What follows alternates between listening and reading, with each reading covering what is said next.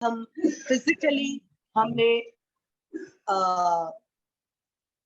हम मिले नहीं हैं, लेकिन कहीं ना कहीं आत्मा में परमेश्वर ने हमें एक बॉन्ड दिया है। एक परमेश्वर ने अपनी आत्मा से हमें जोड़ा है और हम एक दूसरे की संगति को, वर्शिप को, वर्ड को और प्रेयर्स को एक दूसरे का हम अनुभव कर रहे हैं। आपकी पूरी टीम के लिए मैं परमेश्वर का धन्यवाद करती हूँ।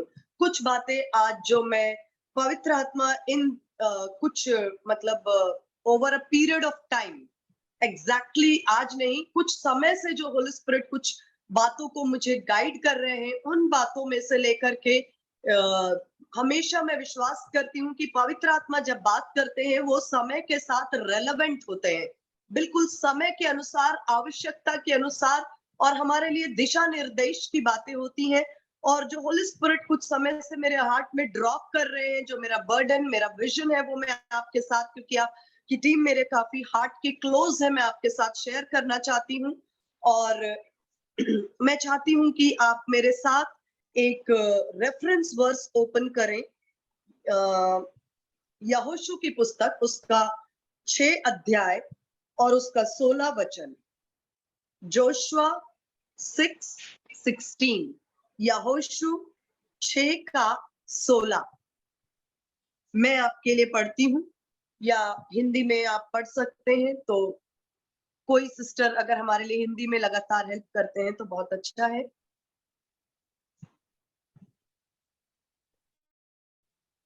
छह का 16।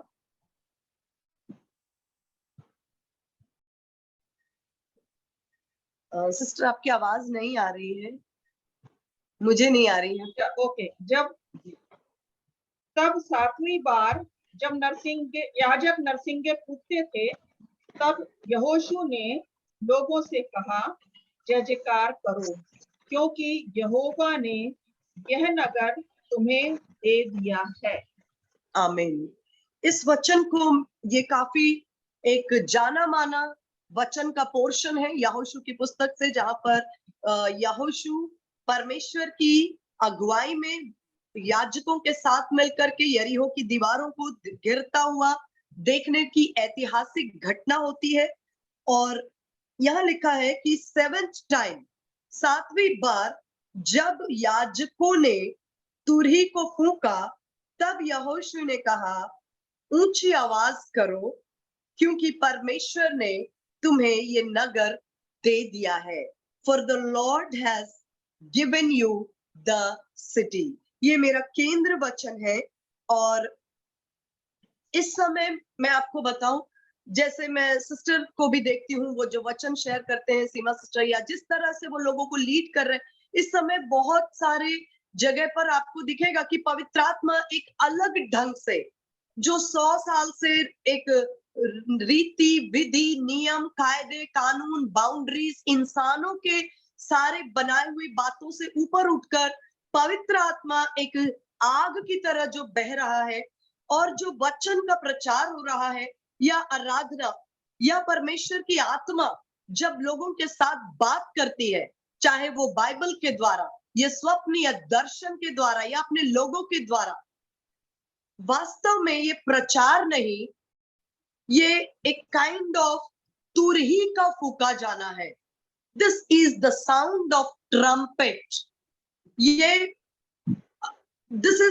मैं आपको जो बताना जा रही हूँ, आपको हो सकता है थोड़ा टाइम लगे मेरे साथ आप एग्रीमेंट में आने में, लेकिन आप आराम से सुनिए और इस बात को अपनी आत्मा में ग्रहण करें कि आप प्रचार नहीं सुन रहे हैं। You are hearing the sound of trumpet. आप एक तुरही का फूका जाना। इस समय में पुराने नियम में याजकों के पास तुरही होती थी, और परमेश्वर के वचन में तुरहियों का बहुत महत्व होता था। एक मुख्य युद्ध के समय, शांति के समय, कॉन्ग्रीगेशन को दिशा देने के लिए इजरायली लोग 22 लाख से ज्यादा लोग थे उस समय। मूसा जब भी उन्हें एक दिशा देना चाहते थे कि अभी हमें राइट जाना है, अभी हमें लेफ्ट जाना है, अभी हमें रुकना है, अभी हमें आगे बढ़ना है, ये हर एक काम तुरही की आवाज से होता था और वो उनके लिए दिशा निर्देश होता था। और नए नियम के अंदर हमारे पास ऐसी कोई फिजिकल ट्रम्पेट्स या तुरही नहीं है, वरन परमेश्वर का आत्मा कहता है तुम मेरी तुरही हो, तुम्हारे अंदर से मैं अपनी आवाज को ब्लास्ट कर रहा हूं, तुम्हारे द्वारा मैं लोगों को दिशा निर्देश दे रहा हूं, तुम्हारी आवाज के द्वारा परमेश्वर लोगों को युद्ध के लिए तैयार करते हैं, परमेश्वर दिशा दे रहे हैं, लोगों को गाइड करते हैं, एक सोसाइटी को फ्रेम कर रहे हैं, एक नेशन को फ्रेम कर रहे हैं, एक समाज को बिल्ड करने के लिए आप और मैं वो ट्रम्पेट है, वो तुरही है। इस वचन में लिखा है, यहोशू कहता है जब याजक, हम याजक भी हैं और हम स्वयं तुरही भी हैं। हम परमेश्वर की उपस्थिति को पुराने समय में याजक अपने कंधे पर वाचा का संदूक लेकर चलते थे। उनके पास सौभाग्य था कि वो वाचा का संदूक अपने कंधे पर लेकर चलने के लिए चुने गए थे।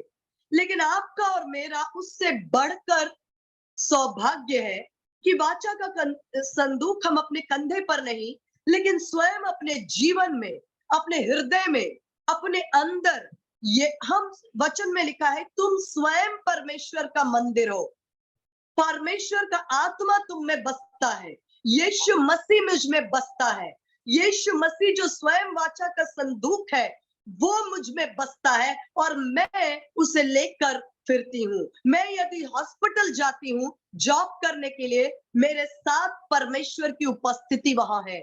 मैं स्कूल में जाऊं, कॉलेज में जाऊं, स्पोर्ट्स अरीना में जाऊं, मैं चर्च में जाऊं, आप जहां खड़े होते हैं वो आप परमेश्वर की आत्मा और परमेश्वर की उपस्थिति को लेकर चलने वाले वाचा के संदूक है और आप स्वयं परमेश्वर की आवाज है, आप तुरही है। परमेश्वर के वचन में यहोशू ने कहा जब याजक 7वीं बार, यानी कि वो लास्ट एंड फाइनल ट्रम्पेट था, अंतिम, जब हम अंत की ओर जा रहे हैं, परमेश्वर का आत्मा कहता है 16 वचन में, Lord has given you the city. परमेश्वर, हम क्या मांगते हैं आज? परमेश्वर का आत्मा कहता है तुम क्या मांगते हो? Most of the time enemy इस बात की कोशिश करता है, हमारा शत्रु, कि हम रोटी, कपड़ा और मकान, इन विषयों में उलझे रहे। एक विषय पर हमारी प्रार्थना पूरी होती है तो हम दूसरा, और दूसरा खत्म होता है तीसरा, और तीसरा खत्म होता है तो हम उसी साइकिल में, क्यों? उसे पता है जिस दिन ये लोग इस चक्र से निकल जाएंगे उस दिन ये अपने जीवन से निकलकर शहर को मांगने लगेंगे, और जब ये शहर को मांगने लगेंगे फिर ये शहरों के अधिकारी होंगे, फिर ये नगरों के अधिकारी होंगे, फिर ये टेरिटरीज के अधिकारी होंगे, फिर ये राष्ट्रों के अधिकारी होंगे, फिर ये अपनी सिद्धता और अपनी बुलाहट के पहचान में चलने लगेंगे।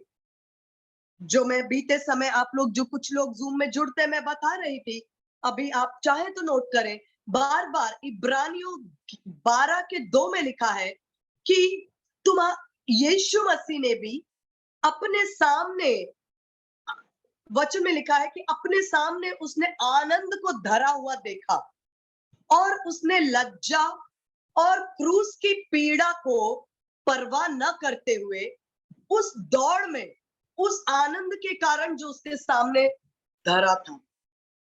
कुछ आपके सामने परमेश्वर ने रखा है, वो आपका दर्शन है, वो आपका डेस्टिनी है, वो आपके जीवन के प्रति परमेश्वर का प्लान है, लेकिन हमारा शत्रु पूरी कोशिश करता है कि वो उसे धुंधला कर दे, कि हम उस आनंद को, उस नगर को, उस प्रॉमिस को मिस करते हैं और हमारी आंखों के सामने क्या होता है? बिजली का बिल, सास बहू के झगड़े, प्रॉपर्टी की लड़ाइयां, बॉस के साथ परेशानी, घर में परेशानी, सेहत में परेशानियां। हमारी आंखों के सामने वो कोशिश करता है कि वो इन्हीं चीजों को सामने रखे। हमारी आंखों के सामने यदि यही बातें हैं तो हम उस मुकुट को, उस दर्शन को, उस काम को, वो रेस जो मेरे और आपके लिए परमेश्वर ने स्पेशली तैयार किया है, आपके लिए जो रेस है वो मेरे लिए नहीं, मेरे लिए जो रेस है वो उनके लिए नहीं, हम सबके लिए एक स्पेशल काम जो इफिसियों 2:10 में लिखा है कि तुम्हें परमेश्वर ने जगत की उत्पत्ति से चुन लिया ताकि तुम्हें सिरजा कि तुम उन भले कामों को करो जिन्हें परमेश्वर ने जगत की उत्पत्ति के पहले से तुम्हारे लिए एक्सक्लूसिवली कस्टमाइज करके बनाया है। आई होप आप समझते हैं कि जब हम अपने टेलर के पास जाते हैं, हम अपनी फिटिंग के कपड़े पहनते हैं। अगर हम दूसरों की फिटिंग के कपड़े पहनते हैं तो हम अपने आप को कंफर्टेबल नहीं महसूस करते। परमेश्वर ने मेरे और आपके लिए भी हमारे स्वभाव, हमारा बैकग्राउंड, हमारी पर्सनालिटी, हमारा भविष्य, हमारे जीवन, हमारी डेस्टिनी के अनुसार हमारे लिए एक्सक्लूसिवली कुछ भले कामों को तैयार किया है और उनमें प्रवेश करना ही मेरे और आपके जीवन का लक्ष्य है। यही पुकार है, यही समय की आवश्यकता है, यही समय की आवाज है, यही पवित्र आत्मा चाहते हैं कि उन बातों को जो उलझाने वाले पाप गुमराह कर रही हैं, दाएं बाएं खींच रही हैं, कहीं ना कहीं हमें उन्हें अपने पैरों के नीचे कुचलते हुए अगर हम इंतजार करते हैं कि मेरी प्रॉब्लम सॉल्व हो जाएगी तब मैं प्रभु की आराधना करूंगी, मेरे ख्याल से ऐसा दिन आना मुश्किल होता है। क्योंकि एनिमी कोशिश करता है कि एक के बाद एक साइकिल में वो हमें घेर के रखे। लेकिन यदि हम ये कहते हैं, हाँ ये सच है कि मेरे सामने समस्या है, हाँ ये सच है कि मेरे रेंट मेरे पर पेंडिंग है, हाँ ये सच है कि मेरे पर लाखों का कर्जा है, हाँ ये सच है कि मेरे बच्चों से मैं परेशान हूँ, हाँ ये सच है, लेकिन मैं इस सारी बातों को एक किनारे रखती हूँ और मैं परमेश्वर आपसे पुकारती हूँ कि मेरी मन की आंखों को खोल दीजिए कि मैं जान सकूं कि मसीह में आपने मेरे बुलाए जाने के लिए क्या आशा रखी है। वो कौन सा महिमा का धन है जो मीरास है मेरे लिए, वो कौन सी सामर्थ है जो मेरी ओर काम करती है, और वही सामर्थ जिसने यीशु मसीह को मरे हुए में से जिलाया। अगर मैं अपने जीवन काल में इन बातों को जान पाई कि मसीह में मेरी क्या आशा है, महिमा का क्या धन है और वो क्या सामर्थ है जो मेरी ओर काम करती है, अगर मैं इन तीनों बातों को जान पाई, मैं अपने जीवन के अंदर परमेश्वर के प्लान को सफलता पूर्वक पूरा कर सकती हूँ। जैसे बाइबल के अंदर लिखा है, हम पढ़ते, आज हम क्यों पढ़ते हैं इब्राहिम के बारे में, क्यों पढ़ते दाऊद के बारे में, क्यों पढ़ते मूसा के बारे में। ये वो लोग हैं जिन्होंने अपने जीवन काल में परमेश्वर की बुलाहट को जाना, और सबकी बुलाहट अलग थी। मैं आपको धीरे से इस बात को बताऊंगी। सबकी बुलाहट अलग थी, सबके ऊपर जो शत्रु का अटैक था वो भी अलग था, एक समान नहीं था, कस्टमाइज था। उन्होंने, उनके विषय में हम इसलिए पढ़ते हैं क्योंकि उन्होंने अपने जीवन काल में अपने जीवन की बातों से ऊपर उठकर, जब अब्राहम ने परमेश्वर के सामने जाकर कहा होगा, परमेश्वर ने कहा तू निकल कर आ, अपने बाप दादों की जमीन से, अपने सारे लोगों को छोड़कर मैं तुझे एक ऐसी जमीन, एक ऐसे देश में लेकर जाता हूं जिसके राज्य का तू अधिकारी और तेरा वंश अधिकारी होगा। उसने कहा होगा, एक्सक्यूज मी परमेश्वर पिता, अभी मुझे देश नहीं चाहिए, मेरा जमीन नहीं चाहिए, मेरे पास मेरे पिता का बिजनेस है, मूर्ति बनाने के लिए बिजनेस है, मेरे पास बिजनेस है, मेरे पास परिवार है, मेरे पास अभी फिलहाल जो मेरी सबसे बड़ी आवश्यकता है, परमेश्वर पिता आपसे थोड़ी गलती हो रही है, आप मुझे देश विदेश जमीन जायदाद की बात मत करो, राष्ट्र और राज्य की बात मत करो। मैं आपको बताऊं, मेरे जीवन की समस्या यह है कि मेरे पास एक भी बेटा नहीं है। तो पहले आप मेरे इस समस्या का हल करें। ऐसा नहीं था मेरे प्रियो। जब अब्राहम अपने बेटे के विषय में बात कर रहा था, अपनी संतान के विषय में, परमेश्वर ने कहा तू अपनी पर्सनल प्रेयर रिक्वेस्ट को एक साइड में रख। क्यों? तुझे नहीं पता मैं तेरे साथ क्या काम करने जा रहा। तू एक बेटे के लिए, एक संतान के लिए दुखी है, मैं तुझे राष्ट्रों का पिता, तू नहीं जानता मैं तेरे लिए क्या प्लान सकता, मेरी कल्पनाएं तेरे लिए लाभ की हानि की नहीं, तू क्या बातों की ओर सोचता है और मेरी क्या प्लान्स है। अपनी आंखों को उठाकर देख, तारों को देख, जमीन की रेत को देख, अपने विजन को चेंज करो। दिस इज व्हाट परमेश्वर आज हमसे कहता है कि जो हम नगरों को मांगने का मतलब क्या है कि यदि मैं एक संदेश नहीं है, ये एक संदेश नहीं है, ये एक जूम मीटिंग नहीं होती है, ये एक टीचिंग नहीं है, ये वचन का प्रचार नहीं है, week in and week out actually परमेश्वर का आत्मा अपनी तुरही को अपने लोगों पर ब्लास्ट करते हुए उन्हें दिशा निर्देश दे रहे हैं कि हम अंतिम समय में रह रहे हैं। इस समय छोटी बातों को मत मांगो, अपनी आंखों को उठाकर देखो। क्या देखते हो? क्या देखते हो? अपनी आंखों को उठाकर देखो। जो बातें असंभव लगती है उनको मांगो, नगरों को मांगो, शहरों को मांगो, टेरिटरीज को मांगो। जब मैं कहती हूं कि नगरों को मांगो, एक वचन मेरे साथ पढ़े, पहला कुरिन्थी 14:8। पहला कुरिन्थी उसका 14:8। पहला कुरिन्थी 14:8। कोई हिंदी में हेल्प करेंगे? पहला कुरिन्थी 14:8। और यदि तुरही का शब्द साफ न हो तो जी, कौन लड़ाई के लिए तैयारी करेगा? तुरही का शब्द साफ ना हो तो कैसे लोग तैयार होंगे? मतलब आपका संदेश अगर क्लियर नहीं है तो फिर लोग तैयारी कैसे करेंगे? इसका मतलब क्या है? तुरही का शब्द काफी नहीं है, तुरही का शब्द स्पष्ट होना चाहिए। आज तुरही के नाम पर बहुत प्रचार है। हम YouTube खोल लीजिए, आप कहीं भी देख लीजिए, फेसबुक पे चाहिए, हर जगह पर ऐसा लगता है वचन की बाढ़ आई हुई है। लेकिन जहां पर परमेश्वर का आत्मा दिशा निर्देश नहीं करता, वहां पर लोगों को दिशा नहीं मिलती, उन्हें नहीं समझ में आता। लिखा है तुरही का शब्द स्पष्ट ना हो। क्यों? क्योंकि हर बार इजरायलियों के लिए तुरही का शब्द जो है, युद्ध में जाने के लिए तुरही का जो फ्रीक्वेंसी था वो अलग था। यदि उन्हें इकट्ठा होना है तो फ्रीक्वेंसी अलग था।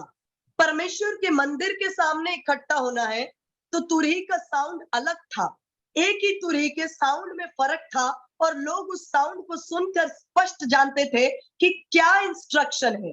युद्ध में जाने की तुरही है या परिवार में जाने की तुरही है या मंदिर में इकट्ठा होने की तुरही है, ये शब्द क्या है? आज तुरही का शब्द स्पष्ट न होने से लोग तैयारी नहीं कर पा रहे हैं। सबसे प्रॉब्लम यह है कि अगर मैं कहती हूं यहोशू ने कहा तुरही के शब्द से पर जय जयकार करो क्योंकि परमेश्वर ने तुम्हें नगर दे दिया है, तो हम नगर को कैसे मांगे? क्षेत्रों को कैसे मांगे? ये एक सबसे बड़ा सवाल है। मैं आपसे रिक्वेस्ट करती हूं, अगर आपके पास पेन एंड पेपर हो तो कुछ बातों को आप नोट करें। एक सिटी, एक नगर, एक टेरिटरी, वो क्या होता है? नगर को मांगना क्या होता है? शहर को मांगना क्या होता है? टेरिटरी पर अधिकार करना क्या होता है? क्योंकि जब यीशु मसीह इस पृथ्वी पर आए तो उनके चेलों ने भी नहीं सोचा था कि ये रोमियो के तख्ते को पलटकर यीशु मसीह राजा बनेगा। इसलिए वो इस बात की चिंता कर रहे थे कि यीशु मसीह जब आप राजा बनेंगे तो आपके दाईं ओर कौन बैठेगा और बाईं ओर कौन बैठेगा। लेकिन यीशु मसीह ने कहा मेरा राज्य इस पृथ्वी का नहीं है।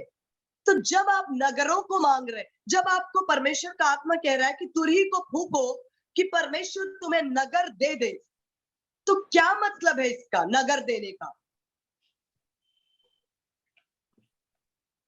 आप नोट कर सकते हैं, एक नगर, एक टेरिटरी, एक क्षेत्र, एक राष्ट्र, ये मुख्यतः 7 माउंटेन्स यानी कि 7 पर्वतों से मिलकर बनता है। ये 7 माउंटेन्स या 7 पर्वत होते हैं जिनको मिलाकर एक नगर, एक क्षेत्र, एक राष्ट्र बनता है। ये बाइबल की बात सिर्फ नहीं है, ये विश्व में भी ये एक आम तौर पर जाना जाता है कि एक नगर या एक राष्ट्र के 7 मुख्य पर्वत होते हैं। पर्वत का मतलब हिमालय की पर्वत की बात मैं नहीं कर रही हूँ। ये 7 माउंटेन्स वो माउंटेन्स हैं जिन पर यदि अधिकार ले लिया जाए तो वो नगर कहलाता है जीता गया। कौन से माउंटेन्स हैं? नंबर 1 आप नोट कर रहे हैं तो वो है हमारा विश्वास और आत्मिक माउंटेन, हमारा विश्वास या आत्मिक जीवन। दूसरा फैमिली यानी कि परिवार। पहला आत्मिक जीवन एक नगर का, जिसके अंदर आत्मिक जीवन भी बोल सकते हैं, उनका एक नैतिक जीवन भी बोल सकते हैं एक नगर का। वो एक बहुत इंपॉर्टेंट एक पर्वत होता है, एक पहाड़, एक पिलर, एक मुख्य बात होती है एक शहर की। दूसरा परिवार होता है। तीसरा एजुकेशन यानी कि शिक्षा।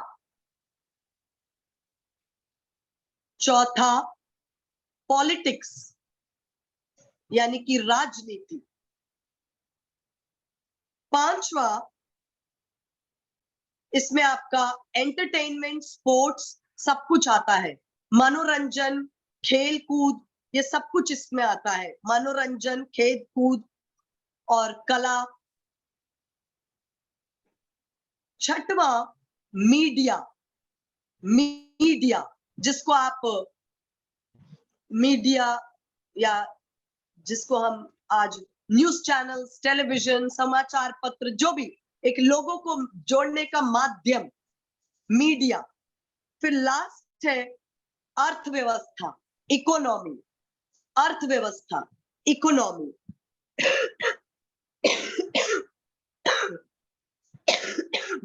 सॉरी। तो मैंने 7 पर्वतों का जिक्र किया है। जब हम कहते हैं तुरही को फूंका जाए कि परमेश्वर तुम्हें एक नगर देगा, परमेश्वर ये नगर तुम्हारे हाथ में करता है, या ये शहर, ये टेरिटरी, ये राष्ट्र, उसका मतलब ये 7 मुख्य पर्वत है जिन पर हमारा अधिकार होना चाहिए। अधिकार होने का मतलब क्या है? वहां से परमेश्वर की राज्य की बातों का संचालन होना चाहिए। यानी कि शिक्षा पर परमेश्वर के पवित्रता की छाप हो। आपके नगर में हर पर्वत पर परमेश्वर के भय, परमेश्वर के राज्य की बातें वहां से डिस्पेंस डाउन होनी चाहिए। इसलिए आज जब हम बात करते हैं, परमेश्वर ने, जैसे मैंने कहा, हम सब के लिए परमेश्वर ने कुछ भले कामों को जगत की उत्पत्ति के पहले से चुनकर रखा है। ऐसा इसलिए कहा है क्योंकि हम सब के सब प्रचारक होने के लिए नहीं बुलाए गए। हम सब के सब आराधना के गीत गाने के लिए नहीं बुलाए गए। हम सब के सब पास्टर बनने के लिए नहीं बुलाए गए। सोचिए, अगर हम सब के सब प्रचार करें तो समाज में सिर्फ एक ही पर्वत पर अधिकार होगा, वो है हमारा आत्मिक पर्वत। बाकी परिवार, पॉलिटिक्स, अर्थव्यवस्था, उनका क्या? आज गलती कहां हो रही है? हम जो प्रचारक है ना, हमारी ये गलती है कि हम हर किसी को एक ही बात बोलते हैं कि सिर्फ प्रार्थना करो, वचन पढ़ो, प्रार्थना करो, वचन पढ़ो, प्रार्थना करो। ऐसा नहीं है। प्रार्थना और वचन आपके जीवन का खंबा है, लेकिन उसके अलावा परमेश्वर ने आपके लिए व्यक्तिगत रीति से कुछ, आपकी बुलाहट है। हो सकता है आपको परमेश्वर ने, जैसे मैं उदाहरण के लिए बात करूं, हर एक स्त्री हन्ना के समान मंदिर में रहकर प्रार्थना करने के लिए नहीं बुलाई गई थी। आप समझ रहे हैं? नए नियम में एक स्त्री थी जो हम जानते हैं विधवा थी, और 84 इयर्स उसने मंदिर में रहकर यीशु मसीह के आने की बाट जो रही थी। वो उसकी बुलाहट थी।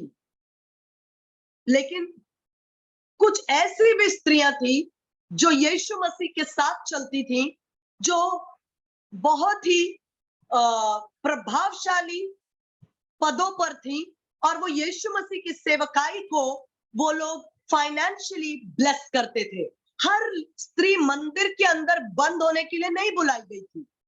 कुछ मंदिर के अंदर प्रार्थना करने के लिए बुलाई गई, कुछ यीशु के साथ सेवकाई में चलने के लिए बुलाए गए, कुछ इसलिए बुलाए गए कि क्रूस की मृत्यु के बाद कब्र पे जाकर यीशु मसीह को ढूंढे। हर स्त्री को एक ही बुलाहट नहीं थी। यदि हम बात करें यूसुफ, परमेश्वर ने उसे प्रधानमंत्री होने के लिए बुलाहट दिया था, ताकि वो न केवल इजिप्ट को और राष्ट्रों की रक्षा करे, वो अपने देश की, अपने राष्ट्र की, अपने भाइयों की और पृथ्वी को अपनी सूझबूझ और विजडम के द्वारा संभाल कर, उसकी बुलाहट थी कि वो पूरे पृथ्वी को अकाल में मरने से और खत्म होने से बचाने की बुलाहट थी।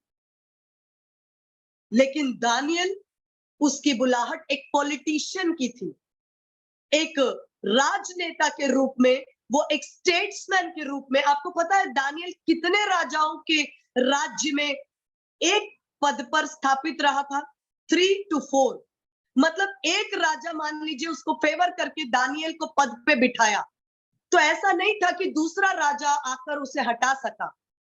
दूसरा राजा, तीसरा, 3 से 4 राजा अपने पद पर आए और चले गए, लेकिन दानियल अपनी उच्च क्वालिटी, एक्सेलेंस, उत्तमता, अपने कार्य की सिद्धता के कारण टॉप पोजीशन पर हमेशा बना रहा। वो मंदिर में बैठकर प्रार्थना करने के लिए उसकी बुलाहट नहीं थी। वो दिन में 3 बार प्रार्थना करता था, बाकायदा परमेश्वर का भय मानता था, लेकिन उसके अंदर परमेश्वर ने एक उत्तम बुद्धि, एक्सेलेंस, स्पिरिट डाली थी। उसको लेकर के वो राजाओं के पदों के साथ बैठता था और देश की राजनीति को प्रभावित कर रहा था। एलाइजा पर्वतों पर रहकर प्रार्थना करने के लिए एक नबी था, उसकी बुलाहट अलग थी। इब्राहिम की बुलाहट परिवार के लिए थी, इसलिए आप देखना इब्राहिम ने अपनी सारी शिक्षाओं को अपने बेटों में उसको पास ऑन किया, क्योंकि उसकी बुलाहट ये थी, तुझे एक राष्ट्र का निर्माण करना है जिसका मूल परमेश्वर होगा। उसके लिए जरूरी था कि उसकी संतान के मुख से भी परमेश्वर के वचन को अलग नहीं होना था। इसलिए इब्राहिम एक फैमिली को बनाने वाला व्यक्ति था। मूसा, सबकी चैलेंजेस अलग थी। एलाइजा, उसका विरोध करने वाली कौन थी? जेजबल।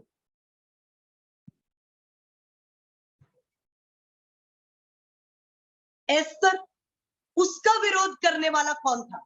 हामान।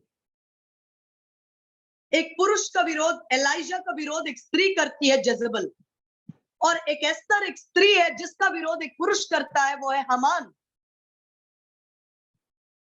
आप मेरी बात के साथ कनेक्ट हो रहे हैं, मैं विश्वास करती हूँ। एस्तर के पास क्या गिफ्ट था? उसके पास क्या गिफ्ट था आपको पता है? खूबसूरती और नम्रता।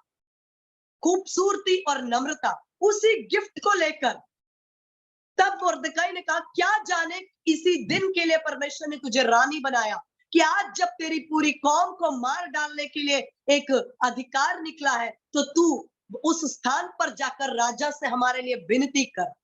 एस्तर को परमेश्वर ने पहले से उस स्थान पर रखा कि अपने प्रजा को बचा सके। खूबसूरती और नम्रता, इस 2 गुणों को लेकर एस्तर मंदिर में नहीं बैठी थी, एस्तर राजमहल में पहुंची थी, ताकि वो अपने लोगों की रक्षा कर सके। उसका विरोध करने वाला हामान था। एलाइजा पर्वतों पर रहता था, भविष्यवाणी करता था, उसका विरोध करने वाली एक स्त्री थी, जेजबल। हम सबके जीवन की बुलाहट अलग है। हम सबका डोमेन, जुडिस्ट्रिक्शन बोलते हैं। जुडिस्ट्रिक्शन मतलब हमारा कार्य क्षेत्र, हमारा प्रभाव क्षेत्र एक जैसा नहीं है। मैं इसलिए बोल रही हूं क्योंकि इस तरह से सीखने से हमारे अंदर एक दूसरे के प्रति कंपटीशन खत्म हो जाएगा। मैं आपकी बुलाहट के लिए, आपके लिए प्रार्थना कर सकती हूँ, आपको बिल्ड कर सकती हूँ, आपको आगे बढ़ा सकती हूँ। आप मेरी बुलाहट के लिए मुझे आगे बढ़ा सकते हैं। मुझे आपसे ईर्ष्या नहीं, आपको मुझसे ईर्ष्या नहीं। क्यों? क्योंकि हमारी बुलाहट भी अलग है और हमारे विरोधी भी। आप कभी-कभी सोचते होंगे कि यार मेरे साथ ऐसी समस्याएं क्यों हैं? उस बहन के साथ ऐसी समस्या तो नहीं होती। मेरे ऊपर इतना कर्ज क्यों है? उस बहन के पास तो बहुत पैसा है। आपके ऊपर जो अटैक है और उनके ऊपर जो अटैक होगा वो एक जैसा नहीं हो सकता, क्योंकि आपकी बुलाहट अलग है, उनकी बुलाहट अलग है। अगर आप एस्तर हैं तो आपका विरोध हामान करेगा। यदि आप एलाइशा हैं तो आपका विरोध जezebel करेगी। यदि आप यूहन्ना हैं जो मार्ग तैयार करते हैं तो आपका सर कटाने वाली एक हेरोदेस की बेटी होगी। हमारे विरोधी, हमारे जीवन का दबाव, हमारे जीवन की परीक्षाएं, हमारे जीवन के संघर्ष, हमारे जीवन के अटैक्स भी अलग होते हैं, जैसे हमारी बुलाहट अलग है। मैंने कहा 7 माउंटेन्स। हमारी जिम्मेदारी है कि आज हमारे पास जो भी लोग आते हैं उनको हम ये गाइड करें कि आप अपने आप को पहचाने, आपके पास वो कौन सा रॉड है। परमेश्वर ने मूसा से कहा, मूसा ने कहा मैं कैसे जाऊं फिरौन के पास, मैं बोलने में भद्दा हूं। वो इतने बड़े एक राज्य का मालिक है फिरौन। परमेश्वर ने कहा तेरे पास क्या है, तेरे पास क्या है? उसने कहा मेरे पास ये लाठी है। आपके पास क्या है? आपके पास जो रॉड है उसको पहचाने। आज आप पहचाने, आपके साथ जो लोग हैं उनको उनकी पहचान करने में मदद करें। लोग आज दुखी हैं, बहन मैं उसकी तरह गा नहीं सकती, मैं उसकी तरह गाना चाहती हूँ। तुम अपनी पहचान को पहचानो, तुम्हें परमेश्वर ने क्या दिया है। क्योंकि यदि तुम एस्तर हो तो तुम्हें महलों में रहना होगा, यदि तुम रूत हो तो तुम्हें बोआज के खेत में जाना होगा, यदि तुम यूसुफ हो तो तुम्हारी यात्रा गड्ढे से चलेगी, यदि तुम मूसा हो तो तुम मरुभूमि में से चलोगे। तुम एक दूसरे के साथ तुलना मत करो। अपने अंदर क्या रॉड, परमेश्वर ने तेरे हाथ में कौन सी लाठी दी है? क्या ये लाठी बुद्धि है जिस दानियल के पास था? स्पिरिट ऑफ एक्सलेंस, उत्तम ईश्वरों की आत्मा कहते थे लोग उसे, कहते थे इसके पास उत्तम ईश्वरों की आत्मा है। एक नहीं, दो नहीं, 3 राजाओं के रेन में कोई उसे नहीं हटा सका। वो अपने बातों में श्रेष्ठ था, उसके काम में कोई गलती नहीं निकाल सकता था, इतना सिद्ध काम था। क्यों? क्योंकि उसने अपने गिफ्ट को पहचान कर उसको क्या किया? तराशा था। यदि आज हम सबको बाइबल कॉलेज भेज दे तो फिर हमारे शिक्षा के माउंटेन का क्या होगा? क्या कभी ऐसे स्कूल खुलने की कल्पना आपने की है जिन स्कूलों में आज यदि विश्वासी अपनी बुलाहट पहचान कर ऐसे स्कूल्स ओपन करें जहां पर बच्चों को मैथ्स, साइंस, हिंदी, इंग्लिश की शिक्षा के साथ साथ परमेश्वर के वचन को सिखाया जाए, परमेश्वर का भय सिखाया जाए, परमेश्वर की बातों को सिखाया जाए, ताकि जब वो पढ़कर निकले वो सिर्फ सब्जेक्ट्स का ज्ञान न रखे, परमेश्वर का भय मानने वाले बच्चे बनकर निकले और समाज में एक नमक के समान जाए, एक ज्योति के समान जाए, जो इस समाज को भ्रष्टाचार और सड़ाहट से बचा सके। यदि सबको हमने बाइबल स्कूल भेज दिया तो हमारे परिवारों में उन स्त्रियों का क्या जवाब जो कहती है ना तो मैं पास्टर हूं, ना मैं प्रचारक हूं, ना मैं डॉक्टर हूं, मैं तो घर में बच्चे पाल रही हूँ। अरे मैडम, आप बच्चे नहीं पाल रही हैं, आप परिवार के माउंटेन को कब्जा कर रही हैं। क्योंकि एक आतंकवादी भी किसी परिवार से ही निकलता है, एक डाकू और चोर भी परिवार से ही निकलता है। यदि परिवार में ही उसकी शिक्षा कर दी जाए, उसे ऐसा बना दिया जाए, उसे भर दिया जाए कि परमेश्वर के प्रेम से भर दिया जाए, परमेश्वर की बुलाहट के, परमेश्वर की शिक्षा से एक माँ ने अगर अपने बच्चे को तैयार कर दिया है, वो बच्चा, तिमोथी की माँ ने सिर्फ तिमोथी को तैयार किया था, लेकिन तिमोथी ने अपनी पत्रियों को लिखने के द्वारा आज तक कितने लोगों को तैयार कर रहा है, इसकी कोई गिनती नहीं है। तिमोथी की मां ने उस विश्वास की धरोहर को किसको दिया? तिमोथी को दिया। उसे लगा होगा एक ही बेटे को वचन सुना रही हूँ, एक ही बेटे को तैयार कर रही हूँ, मेरे पास ना स्टेज है, ना पुलपिट है, ना मेरे पास बड़ी सेवा है, एक ही मेरा बेटा है, उसी को वचन सिखा रही हूँ। नहीं, आप पार्टनरशिप में काम कर रहे हैं। आपने उस बेटे को सिखाया, उस तिमोथी ने पत्रियों को लिखा, पहला तिमोथी, दूसरा तिमोथी, जो समय और स्थान के सीमाओं को तोड़कर वर्षों तक लोगों को ज्योतिर्मय कर रहे हैं। तिमोथी की पत्रियों से पढ़कर कितने जवान, कितने लोग प्रकाशित हुए, इसकी गिनती नहीं लगाई जा सकती। और इस काम में तिमोथी की मम्मी का और तिमोथी की नानी का भी पार्टनरशिप है। फैमिली, परिवार, इस पर कब्जा, एक एक परिवार परमेश्वर के भय में, एक एक बच्चे परमेश्वर के भय में, परमेश्वर के वचन में, परमेश्वर की ज्योति से भर जाए तो समझ लीजिए हमने एक नगर के गढ़ों को जीता है। अगर पॉलिटिक्स में आज हम कहते हैं, कोई राजनीति का दूसरा नाम ही हम कहते हैं कि भ्रष्टाचार, ऐसा क्यों है? क्योंकि दानियल के समान राजनीतिज्ञों को हम खड़ा करना नहीं कर रहे हैं। हम अपने लोगों को तैयार नहीं कर रहे कि तुम जाओ भेड़ियों के बीच में भेड़ के समान, अंधेरे में ज्योति के समान, ताकि तुम्हें देखकर लोग कहे कि तुम्हारा परमेश्वर सिद्ध है। क्यों नहीं हम अपने बच्चों को ऐसे पदों पर बिठाएं, पॉलिटिक्स में, राष्ट्रों में। आपको मालूम होगा आंध्र प्रदेश के बारे में, लगातार वहां कई वर्षों से ऐसे चीफ मिनिस्टर्स बन रहे हैं। तेलंगाना, आप सर्च करके देखिएगा, इससे पहले एक प्लेन क्रैश में जिनकी डेथ हुई YSR रेड्डी थे, और उनके अलावा भी लगातार कई वर्षों तक उनके ऐसे चीफ मिनिस्टर रहे जो परमेश्वर का भय मानने वाले लोग रहे, ऐसे चीफ मिनिस्टर्स रहे जो परमेश्वर का भय मानते थे, ऐसे मुख्यमंत्री। और परमेश्वर का भय मानने के कारण मुख्यमंत्री, लिखा है जब धर्मी जन ऊंचा उठाया जाता है पूरा शहर उन्नति करता है। आपको मालूम है हर साल जो इंडिया की सबसे कठिन एग्जाम होती है IIT, उसके अंदर 10 में से हर 6 बच्चे जो है वो आंध्र तेलंगाना से निकलते हैं। टॉप क्रीम जगहों पर, देश हो या विदेश में, जो बेस्ट स्टूडेंट्स निकलते हैं वो उस प्रांत से निकल पाते हैं।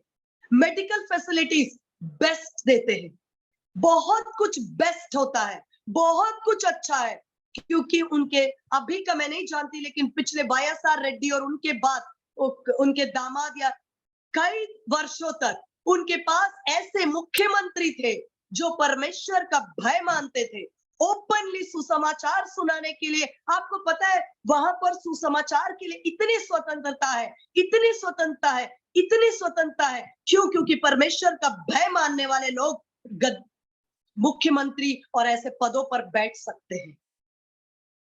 मैं आज आपको कहना चाहती हूं कि अपने दर्शन को बड़ा करें। हम मुख्यमंत्री बन नहीं सकते, लेकिन हम बना सकते हैं। याजक कौन होते हैं मालूम है? याजक राजा नहीं होते, याजक राजाओं को बनाने वाले होते थे। जब तक एक राजा का अभिषेक याजक न करे तब तक राजा राज्य नहीं कर सकता था। आज भी परमेश्वर ने हमें याजकों का समाज करके पुकारा है। खड़ा करें उन राजाओं को अपनी प्रार्थनाओं से, अपनी गाइडेंस, अपनी काउंसलिंग से।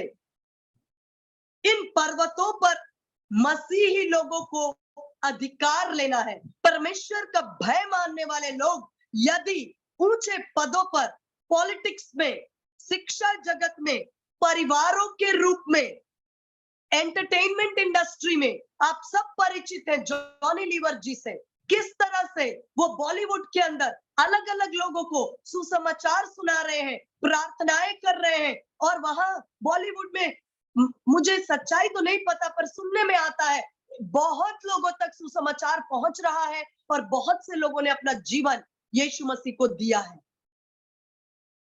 क्या होता अगर हम सिर्फ कहते कि यही चर्च है और चर्च के सिवा कुछ नहीं। एंटरटेनमेंट इंडस्ट्री में हमें जरूरत है परमेश्वर का भय मानने वाले, परमेश्वर की आत्मा से भरे हुए लोग जब उस पर्वत पर कब्जा करेंगे, वहां परमेश्वर का राज्य को स्थापित करेंगे। मीडिया, परमेश्वर का भय मानने वाले लोग यदि जर्नलिज्म में, पत्रकारिता में, न्यूज़पेपर एडिटोरियल्स में, टेलीविजन चैनल्स में यदि हो, तो वो खरा, सच्चा और बेस्ट लोगों को देंगे। वो सिर्फ पैसे कमाने के लिए न्यूज नहीं बनाएंगे, लोगों की उन्नति के लिए मीडिया उनके पक्ष में होगा। यदि मैं बात करूं अर्थव्यवस्था की, हम में से कितने लोग अपने बच्चों को तैयार करते हैं कि तुम अर्थव्यवस्था की कमान को संभाल सकते हो। हम सब जानते हैं कि जब जब हमारे देश की अर्थव्यवस्था कुछ अच्छे और भले लोगों के हाथ में रही, जब जब हमारे देश की अर्थव्यवस्था अच्छे और भले लोगों के हाथ में रही, तब तब हमारे देश ने उन्नति की। जब जब हमारी अर्थव्यवस्था स्वार्थी लोगों के हाथ में आई, तब तब पूरी देश की जनता दुख उठाती है। लिखा है, जब राजा सही ना हो तो प्रजा हाय मारती है। हम कंप्लेन करते हैं। मुझे बहुत अच्छी तरह से तो याद नहीं, लेकिन एक बार की घटना है जब मेरी सिस्टर मुझे बता रही थी। एक बार छत्तीसगढ़ में कोई इलेक्शंस का टाइम था, शायद बिलासपुर में।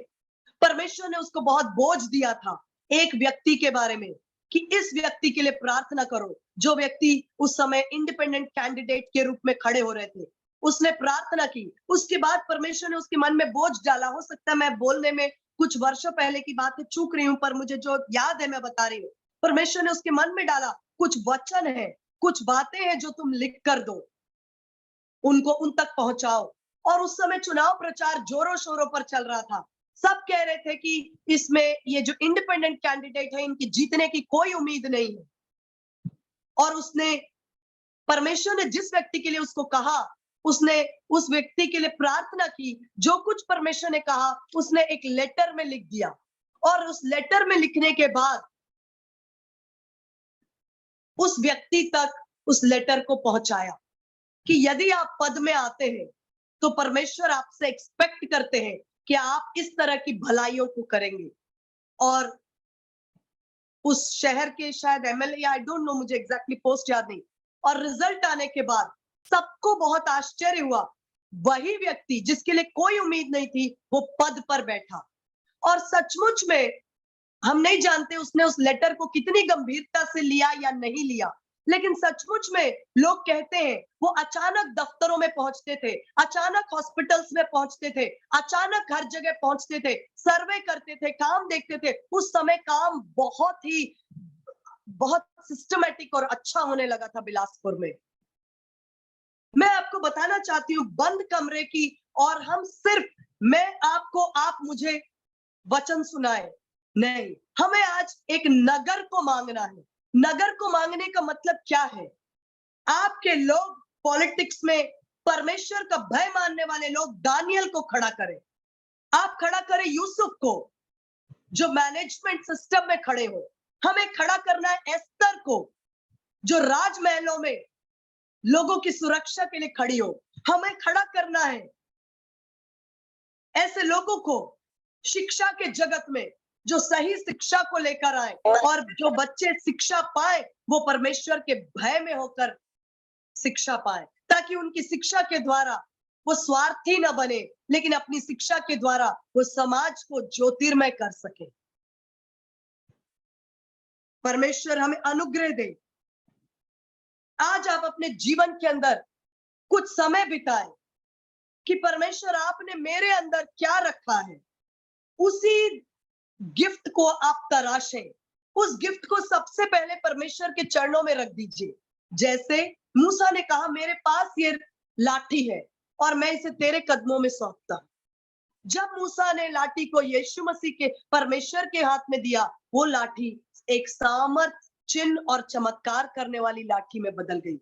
आप अच्छे सिंगर हैं, परमेश्वर के चरणों में अपने गीतों को रख दीजिए। आप अच्छे वक्ता हैं, आप अच्छे स्पोर्ट्स पर्सन हैं, आप अच्छे लॉयर हैं, आप अच्छे डॉक्टर हैं, आप जो भी हैं, आप अपने गिफ्ट को परमेश्वर के कदमों में रख दीजिए और कहिए, परमेश्वर ये गिफ्ट है, इसे इतना चमका दीजिए, इतना तैयार करिए कि कोई मेरे काम में त्रुटि ना निकाल सके। दानियल के समान चाहे कोई भी बॉस हो, मैं अपने पद पर चमकता रहूं और लोग कहे, उत्तम ईश्वरों की आत्मा इसके अंदर रहती है, इसके काम में सिद्धता है, इसकी गवाही में सिद्धता है, इसके काम में सिद्धता है, इसकी गवाही में सिद्धता है।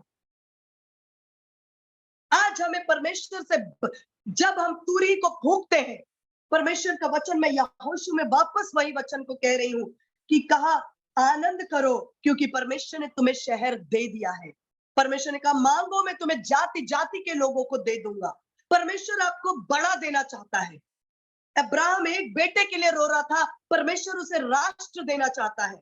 आज आपके प्रेयर ग्रुप में, आपकी फैमिली में, आपके बच्चों में, आपकी संगति में यदि कोई है जो दिशाहीन है, उसे बताइए। हर एक बच्चा पढ़ाई करने के लिए नहीं बना है।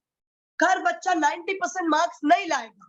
कोई बच्चा 60 लाता है तो माता पिता उसे समझाए कि आप 60 ला रहे हो, लेकिन आप स्पोर्ट्स में अच्छा कर रहे हो, आप एनसीसी में अच्छा कर रहे हो, आप इसमें कर रहे हो, आप आगे बढ़ो, परमेश्वर का भय मानो, परमेश्वर के मार्गों पे चलो और अपने आप को तैयार करो, उत्तमता में तैयार करो। ये 7 माउंटेन्स है। हमें मसीही लोगों, परमेश्वर का भय मानने वाले लोग, शिक्षा के जगत में, एंटरटेनमेंट की जगत में, पॉलिटिक्स में, अर्थव्यवस्था में, हर जगह परमेश्वर के लोगों को खड़ा करना है। और ये जिम्मेदारी मेरी और आपकी है, तुर ही फूकने वालों की है कि लोगों को दिशा दे, जवानों को दिशा दे, स्त्रियों को दिशा दे, अपने बच्चों को तैयार करे, प्रार्थनाओं के द्वारा अपने आप को कमजोर ना समझे, अपने आप को बुजुर्ग ना समझे कि अब मैं क्या करूं।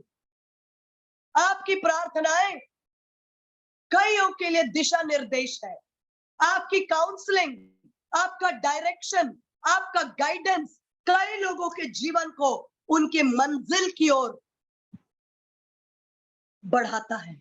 खड़ा करिए ऐसे बिजनेस लोगों को, ऐसे बिजनेसमैन को खड़ा करिए जो यीशु मसीह के साथ जो चलती थी, उनमें से कुछ स्त्रियां बहुत ही पावरफुल बिजनेस बैकग्राउंड की थी और वो यीशु मसीह के पास इतना खजाना था कि एक खजांची भी होता था और वो खजाना, यीशु मसीह कोई जॉब नहीं करते थे, लेकिन उनके साथ जो लोग चलते थे वो परमेश्वर के राज्य को आगे बढ़ाने के लिए किंगडम फाइनेंसर्स थे।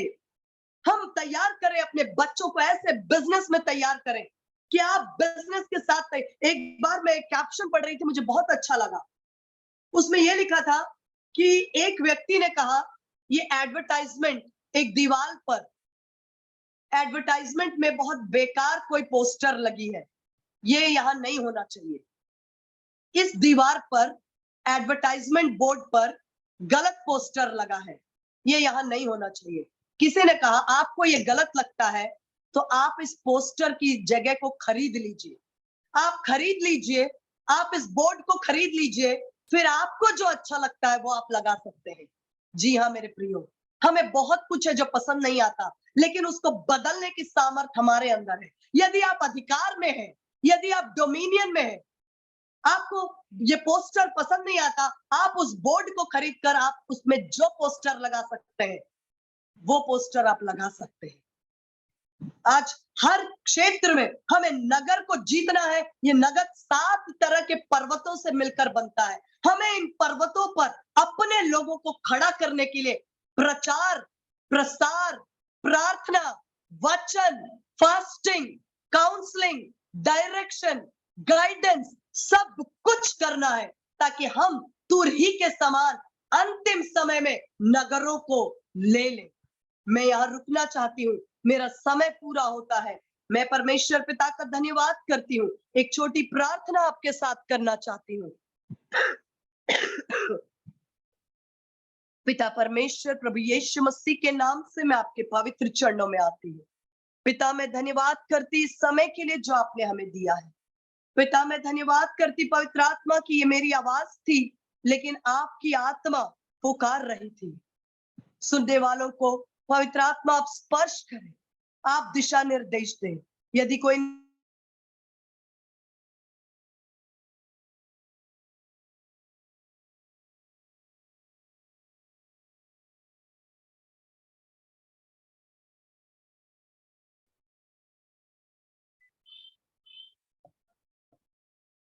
और नगरों को जीतने का अनुग्रह दीजिए। यदि कोई बीमार है चंगा करे, यदि कोई निराश है उन्हें चंगा करे। प्रभु यदि कोई क्राइसिस में है, यीशु के नाम से उसका क्राइसिस और संकट ब्रेक होने पाए, यीशु के नाम से मैं ब्लेस करती हूँ। आमीन। सबको जय मसीह की। जय मसीह की। Sister thank you so much. मैं विश्वास करती हूँ कि बहुत सी बहन